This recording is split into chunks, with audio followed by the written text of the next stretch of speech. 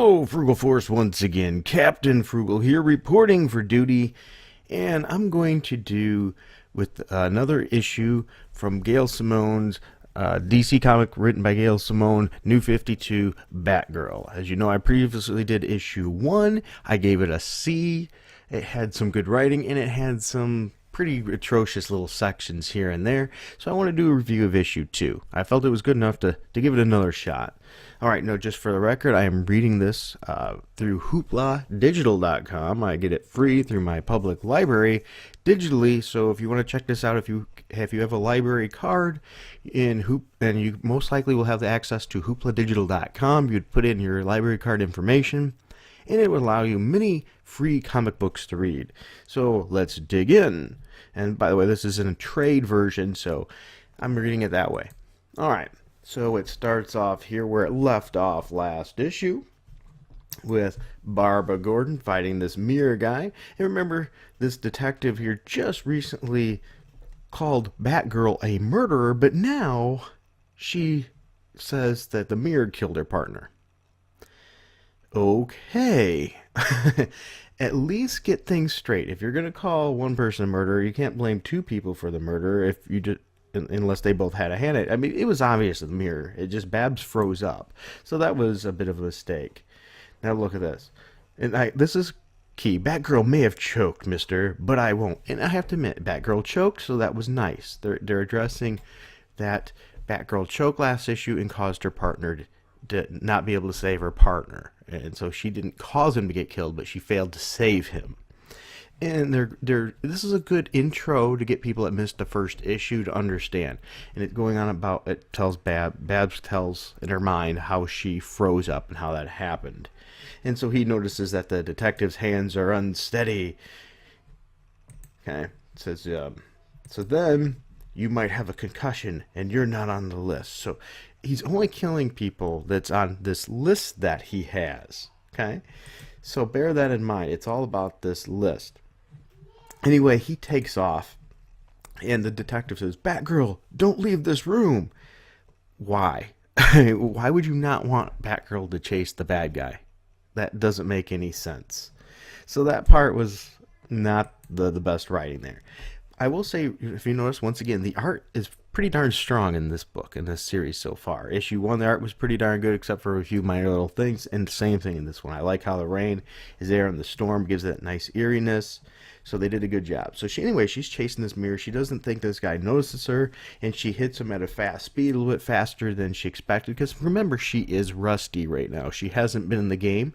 I give credit to Gail Simone for that, being aware of that and making sure that's a keen part of the story. So anyway, she hits him so hard she knocks them both over. But of course, over the edge, I mean, she doesn't want him to die, and she does mention how it hurt her legs too, because she's not, used to this. It hit her so hard. So anyway, this guy, the mirror, is like, no.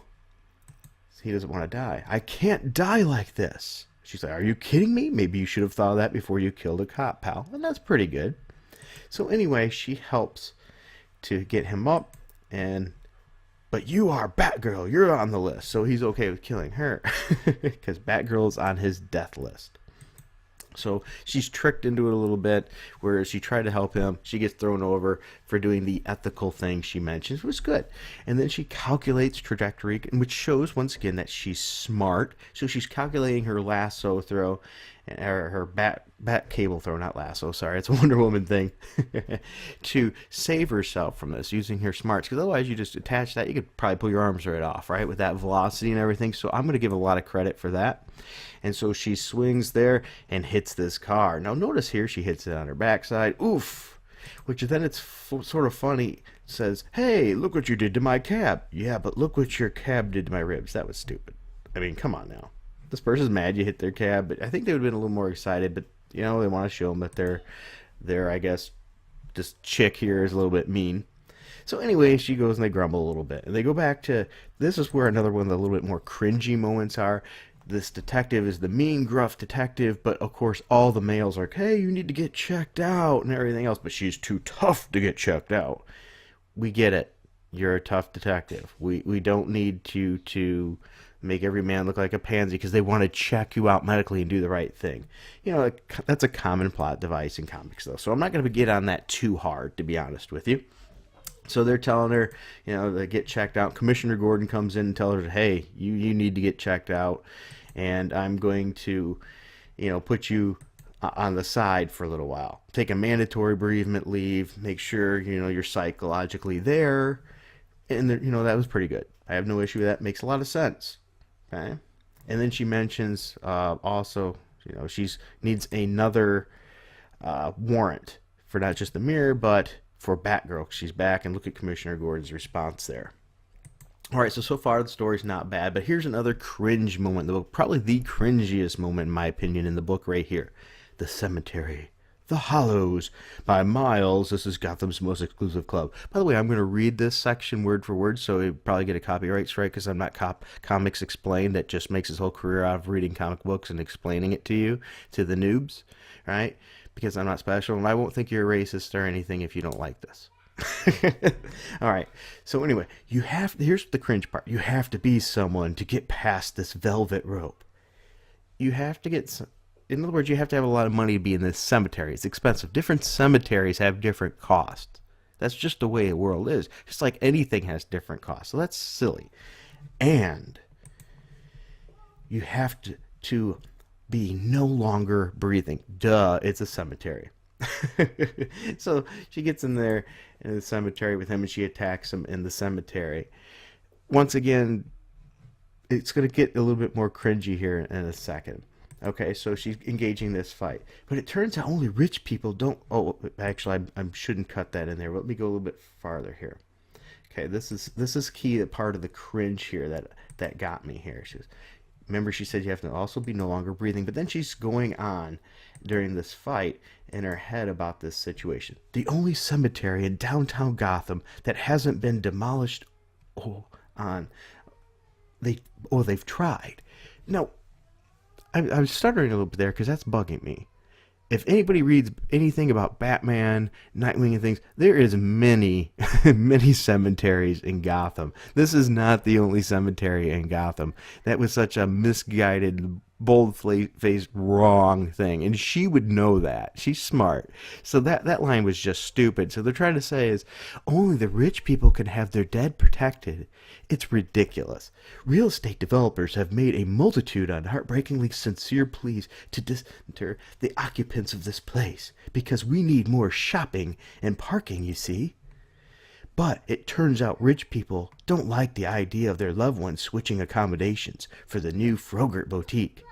And unlike the poor people who feel the same way, they have the juice to make it not happen. Once again, I have to take a stab, Gail Simone, at the rich, because they've paid to have their people put in this place, and only the rich people get everything protected. I think she needs to learn a little bit more about politics and how master planning works for regions. Sometimes they do move things and change things to accommodate the living. Granted, I don't like moving the dead any more than anybody else. I really don't. I don't like to have those moved. But if it's for the greater good, it truly is a good cause, not a yogurt stand or something. Okay, they don't just do that stuff for like yogurt stands and stuff. It's for the greater good of all. So they might have had to do some major road rework and pass-throughs for the infrastructure. Then they do that. So once again, that's one of those things from an SJW libtard that really doesn't know what they're talking about, trying to preach through a comic book. Shame on you, Gail. That's taking the grade down a little bit on that one. So anyway, the fight ensues. Meanwhile, she's hitting this guy who gives attention to how big and strong he is. She takes a good hit, mentions how her Kevlar is what's keeping her in this fight. And then the mirror opens it up and shows her herself, using his power of the mirror. Fine, mirror. Mirror it is, then, I guess. Okay, I live in this city. I wear a cape, and my dad wears a badge. I know what a Gotham psycho looks like. But this guy, he talks like a zealot. Like he's got a map to the universe that only he understands. Okay? Because has this list and things like that. I can understand that. It's not bad. So, we've left the cringe moment. She continues the fight with him. Okay? And she's taking some good hits. She gives him some hits too, but she does recognize he's bigger. And then she goes for something a little bit. She's trying to be smart. She realizes, I'm not Batman. I don't have the pounds or the reach required to move this mountain by force. And I'm smart that I know that for a fact. Well, I'm 95% sure anyway, which is nice to show she's not a Mary Sue. Also, I will say at the beginning of this issue too, she did mention that she probably isn't ready for this and shouldn't have been getting into this. So, and that was one of the things one of my viewers mentioned too, that she was trained by Batman. She should know not to get involved in things if she's not ready. She did mention that in this issue, so I'm going to give Gail some props for that. So anyway, while she did that, she actually did that as a ploy to get his papers, that list of who he's after. So anyway, sirens, after she gets that, sirens are going, she hears the police sirens here, which leads to another small little cringe moment as well. Okay, then we both heard the sirens, must have seen us on the surveillance cameras. Like I said, this place holds a lot of capitalists. Note the choice of words, not rich people, well, capitalists. So in other words, capitalists get special treatment. Gail Simone must not realize that without capitalists, she wouldn't even have a job. It takes capitalists to do what she has the opportunity to do to make a living. Without capitalists, there would be no businesses. Please learn your history and learn your economics. Sorry about the noise in the background, by the way. And just like that, he was gone. I couldn't follow. I could barely move. So now she's hurt, and so then she leaves. Now here's another little point that's interesting. She's going back to where she lives now. Remember, with this person she just recently met. And she doesn't even remember how she got changed and things. She realized she probably left her bat bike, so it's probably impounded. And so she gets to the door. Hey, whoever's leaning on the doorbell, I've got a bat. Gordon? You do? What a coincidence. Okay, that was nice little wordplay there, because her Batgirl.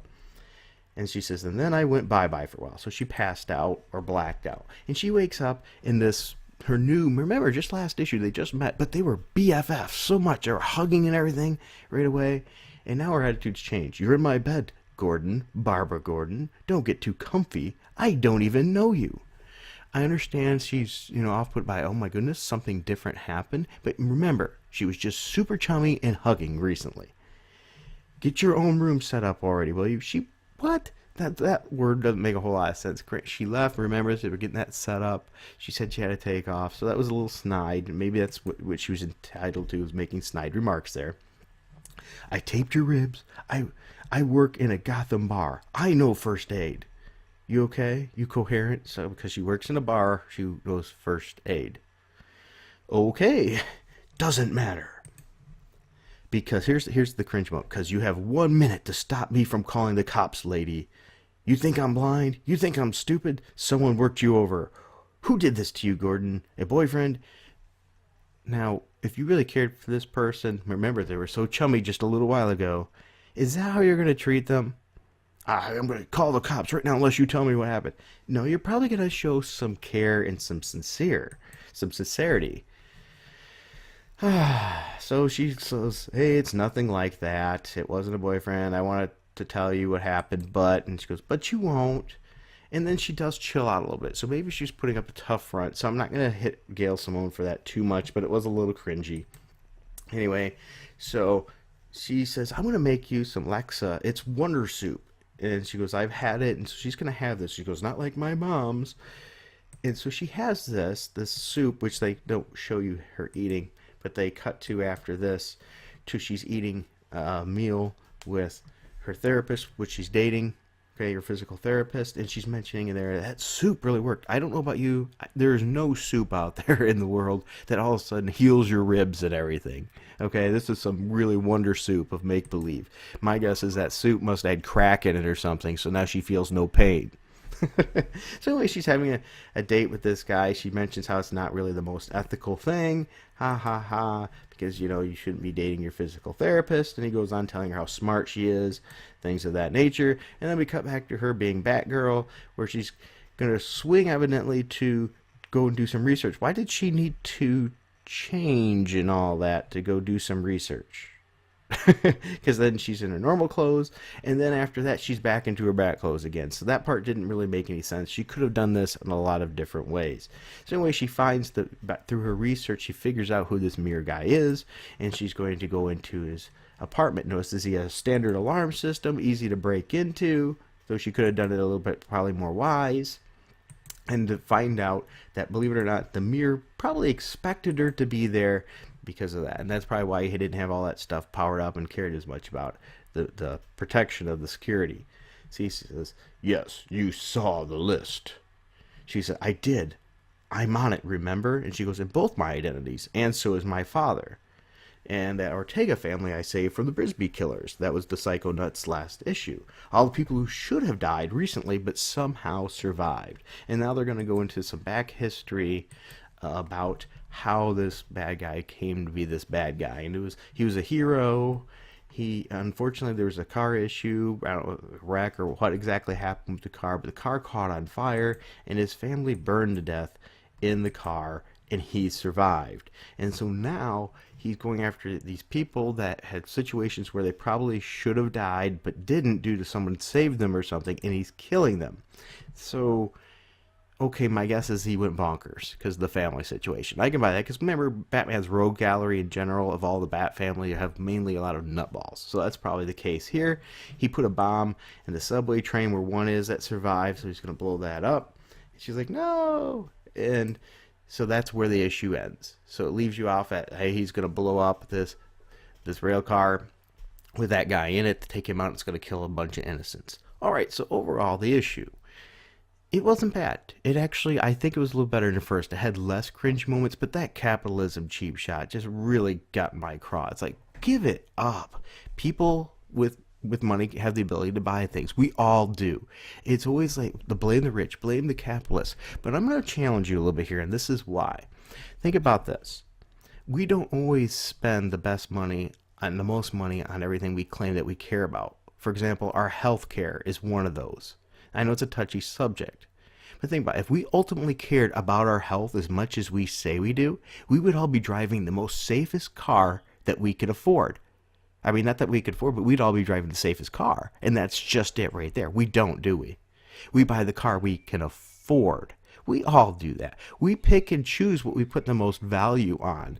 So also the thought that capitalists don't get their graves moved just because they're capitalists or they're rich is ridiculous. That once again shows she doesn't understand anything about plats and maps and how our system works, and to help everyone. Even though, don't get me wrong, once again, it does happen things, but it's not for juice marts and things like that. So that was a really misguided cheap shot against capitalists. Once again, showing that Gail Simone doesn't even understand while she's biting the hand that feeds her.